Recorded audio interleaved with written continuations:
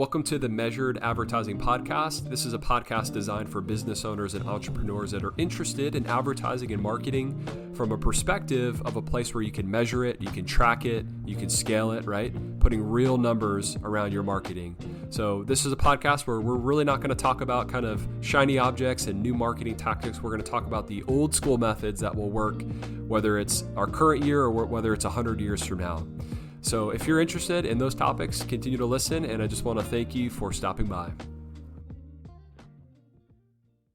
Alrighty, so welcome to the first episode of the Measured Advertising Podcast. My name is Colin, and I am just unbelievably grateful that you've decided to hit the play button and listen to this podcast. So on episode number 1, I kind of want to lay the groundwork for what the podcast is going to be about, who it's for, and then I'll also briefly cover who I am. So of course, I don't want to waste any of your time. I'm sure it's incredibly valuable. And so, again, this episode is just going to be designed to kind of just lay that groundwork for you so you can decide within maybe even a couple minutes if it makes sense to listen to the rest of this episode and future episodes. So that is our focus. So the Measured Advertising Podcast is designed for business owners and entrepreneurs. A lot of them are going to be in the United States. So if you're listening from the U.S., that's awesome.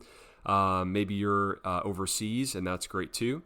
But it is for folks that run a business or are going to be starting a business that are interested in marketing and advertising that comes from a measurable place. Meaning, we're not going to be talking about sort of general brand advertising and branding, although that has a time and place certainly.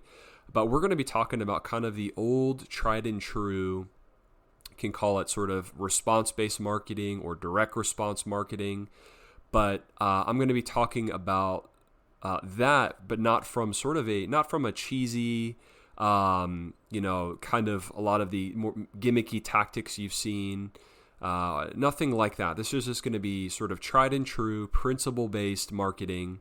Again, from a perspective of measuring and being able to track results, right? Because if you're in business, especially if you're a small business owner, your marketing efforts, ideally, you'd like them to contribute to producing more revenue, right? And at a margin that's good enough for your business, right? And so that's where this podcast is, that's what I'm going to talk about specifically, is measurable marketing that you can hold to a standard that is not just, you don't just deploy capital and into advertising and kind of hope it works just to get your name out there, but it's marketing that's designed to get a specific result, which for your business is going to be revenue, right? More than likely, unless you run a nonprofit, which these same principles will apply. So that is kind of the focus. A lot of what I'm going to talk about is nothing new, right? And in fact, there's kind of that saying from, I think it's the book of Ecclesiastes, which is, there's nothing new under the sun. So I really believe that to be true, especially when it comes to marketing now. If you're looking for kind of like the new sort of shiny object or the new technology or the new marketing tactic, you're probably not going to get it from me. Most of what I'm going to talk about is stuff that is just, again, tried and true, that can be applied in the current year of 2026. It could be applied in 100 years from now or 200 years from now, because really what we're going to be talking about is human nature and marketing to human beings and thinking about what's in their best interest and thinking about the things that they're interested in and building our marketing around those things, right? And of course, having mechanisms to track. So long story short, that is going to be the focus of this podcast. To hopefully, my goal is to be as much of a blessing to you as I can. Again, talking about these principles. So some of the books that I absolutely love that you might be familiar with and where I'm going to kind of steer a lot of these episodes toward and from are books like Scientific Advertising by Claude Hopkins. That was this was written in, I think, over 100 years ago now. So if you've read Scientific Advertising, that is amazing. Again, I think it's one of the best books. There's David Ogilvy, if you're familiar with his name, he created an ad agency many decades ago, but he said nobody should get into advertising until they've read Scientific Advertising 7 times, right? So whether you read it 7 times or not, I don't think that's the main principle. I think the main thing is just really understanding these tried and true methods of response-based, measurable, accountable advertising. Another book is a book called Tested Advertising Methods by John Caples, which is phenomenal. I would recommend getting the fourth edition. I think I remember hearing the fifth edition and onward, if there's more than 5 editions, I think, a lot of the book maybe changed significantly. So that's another good one. And really all of the works by John Capel. So long story short, that's my focus with this podcast, is to talk about the marketing principles that never change with time. So, because again, in business and in life, I'm sure sometimes it's so overwhelming, right? You're trying to focus on, 10 different things, and marketing is one function of your business. And sometimes you feel like with all the new platforms that come out, like you're just, you're trying to play catch up, or you're trying to hire somebody that might know what all the new things are, right? And it can seem overwhelming. But at least for me personally, I found that when I stick to the principles, when I try to really focus on the consumer and human nature, and I build advertising systems around that, it really doesn't matter to me what platform I do it on. I've personally found success on pretty much all major advertising platforms, both online and offline. I've also had many, many failures along the way too, but at least when it comes to the measurement side of things, when you measure your advertising, you can clearly see what fails and what works, right? Which having that data is what we're after, because we can use that moving forward, right? The things that fail, you can kind of learn maybe why they failed, and the things that work, hopefully you can take some gold nuggets and run with it, right? So that's the main focus. You should note I'm not a guru, whatever that term sort of means. I definitely don't have all the answers. I've learned some things along the way. I've also learned from folks that have gone before us, again, like Claude Hopkins and some of these folks that have kind of pioneered the response-based marketing efforts. And you should know too, of course, these guys started in a world without the internet, of course, and they built some phenomenal campaigns for all different types of companies. A lot of these guys worked in ad agencies, and they worked with different clients in different industries, whether it's insurance or coffee companies or all kinds of different things. And they had to basically figure out, how do we deploy marketing, and how do we create marketing campaigns that drive revenue for our clients in a way that we can clearly measure.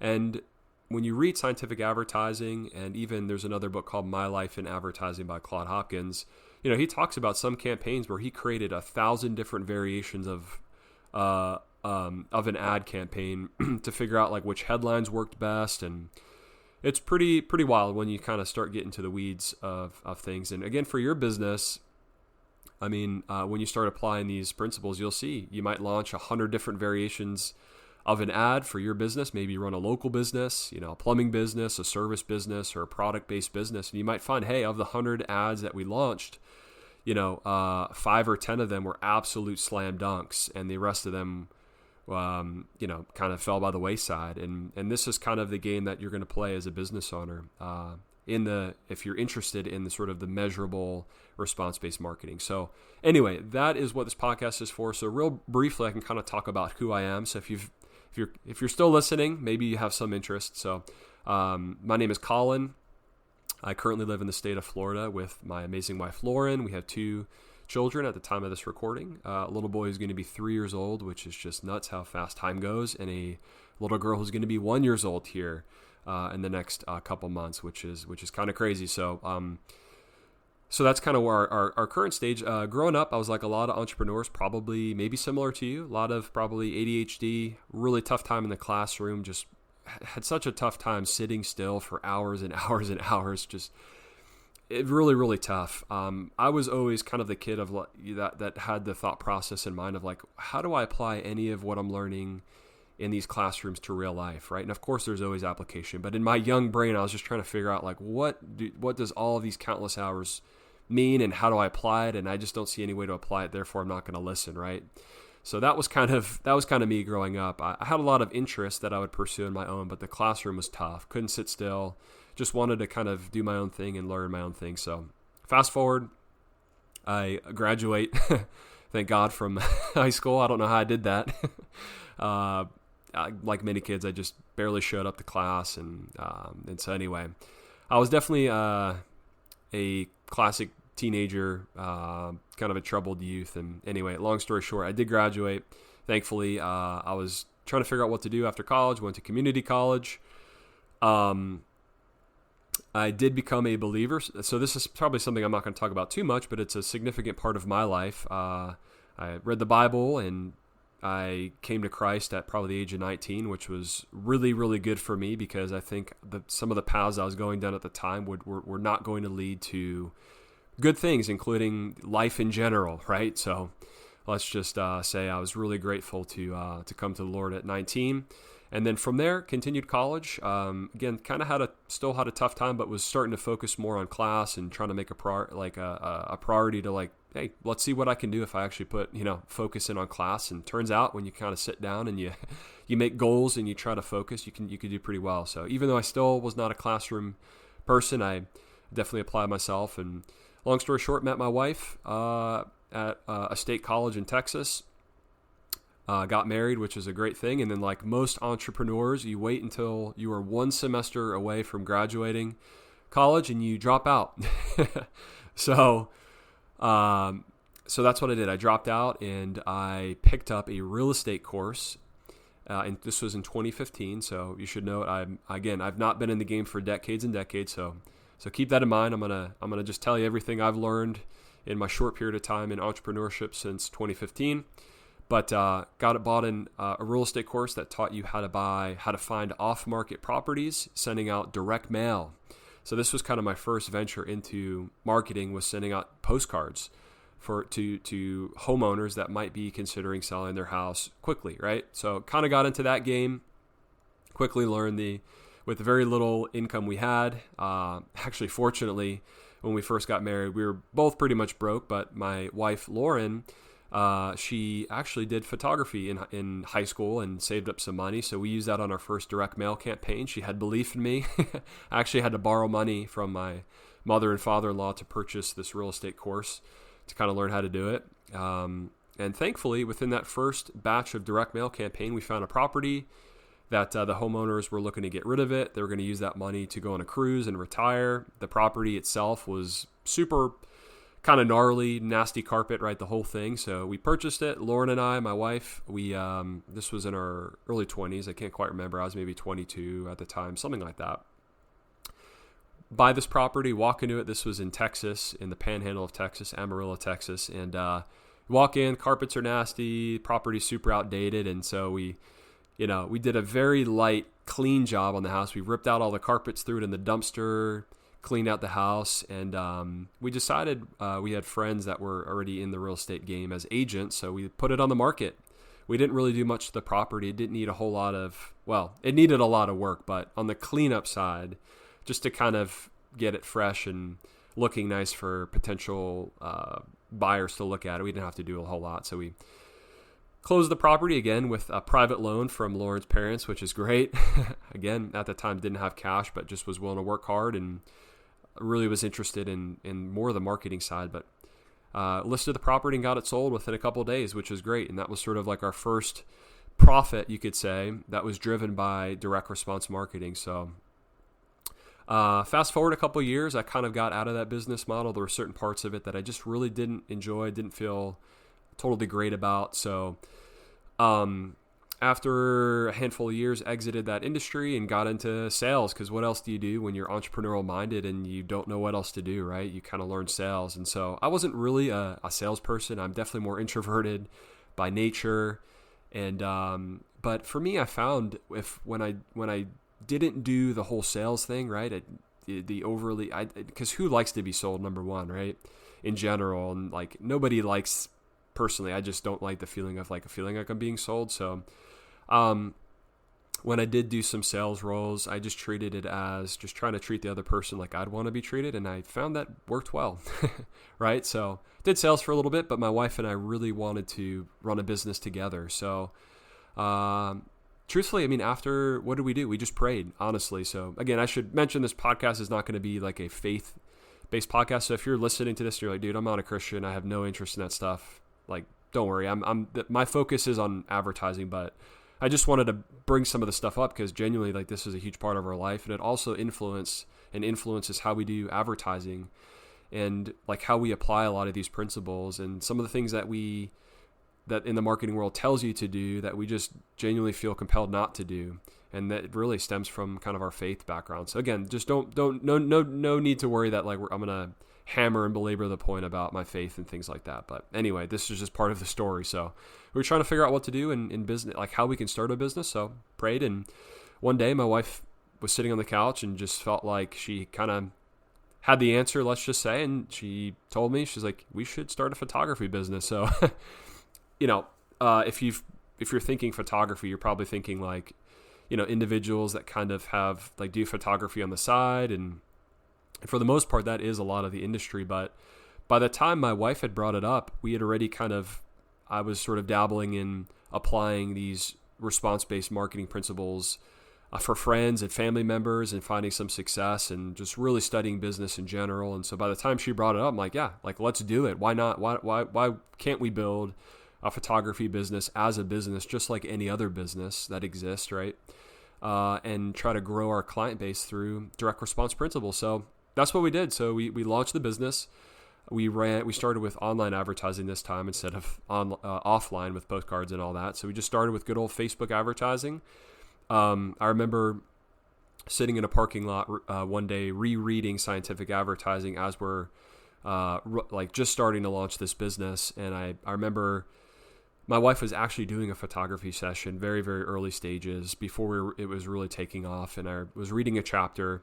I put the book down. I picked up my phone, opened the note section of the phone, and just created a long form advertising copy piece that I was trying to just really use the principles I learned from direct response marketing. Like, how do we speak to people with an existing need that we kind of feel like we understand, and it kind of explain our service and our offer and kind of how it can, provide a solution for their needs, right? And give them a clear call to action on how to start the process with us, et cetera, right? So I wrote that advertising copy, and that one ad ended up building our business for like the next 2 years. And so we went from having having 0 customers to servicing over 1,500 customers in just like a 2-year period of time in the Dallas-Fort Worth area of Texas. So for us, just getting started in business, having 1,500 customers was phenomenal. For your business, you might, if you're running a product business or online service business, maybe you have that customer flow in a day or in a month, right? And that's not a big deal. But for us at the time, that was phenomenal.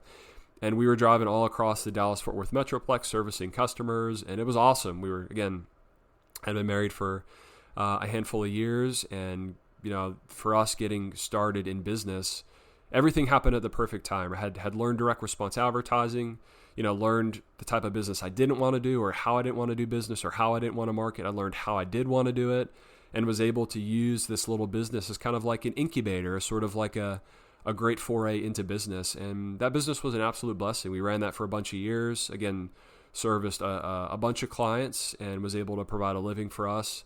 And it was beautiful. And then, from there we had our first son.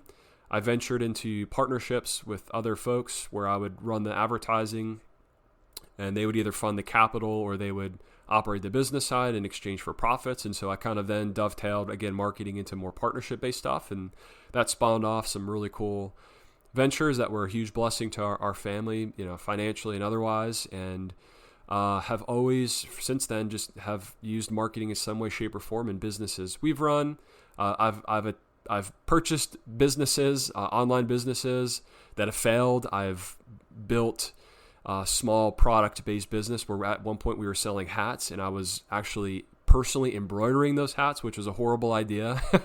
It was a really cool product. We had a good time doing it. Again, we just used direct response advertising to get our orders. But I had a little, I turned my one of our bedrooms in our house into a little sweatshop, and before long, I kind of got tired of doing that. So we ended up selling those machines. And anyway, over the course of the past 11 years or 12 years, we've done a whole lot of different things, and all of these businesses have been built and run off of direct response advertising. So sufficient to say I've had just so much enjoyment learning about direct response, applying it for my businesses. I've done quite a bit of client work over the years. I don't totally love doing client work, but I have done it in lots of different industries and all kinds of stuff, online businesses, offline businesses, offline marketing, online marketing, businesses that are online, businesses that are service-based, in-person, like you name it. So, but I still have so much to learn.